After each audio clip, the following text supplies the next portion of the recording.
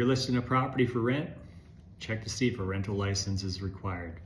If you rent out a property you own and do not have the required license, you could face civil fines, an initial fine, as well as a fine for every day that property is not licensed.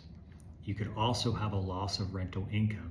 If a license is required, a landlord typically cannot collect rent legally from a tenant. So if you're in court at a later date, the judge could say, guess what? You owe the tenant a full refund. And when it comes to eviction, your hands could really be tied because the first doc the judge likely wants to see your rental license.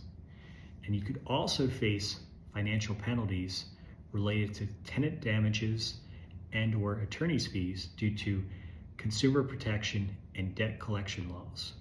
And when it comes to insurance, your insurance company could say, we're denying this claim due to illegal use because you were legally required to have a rental license.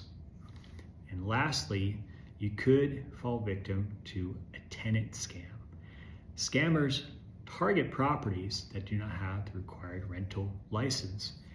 And once they're in, you have a real problem on your hands, and their ultimate goal is to have free housing as well as cash for keys where you pay them to vacate the property.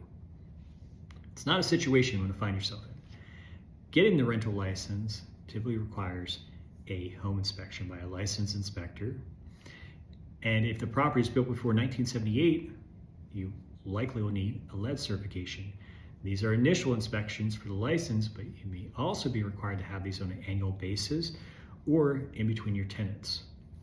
You also need to show the property has insurance. Now, why anyone would rent out a property without insurance is beyond me, too much liability. But given the stat that anywhere from 10 to 12% of the properties across the US do not have active insurance, tells me there's likely many properties out there right now being rented out without insurance.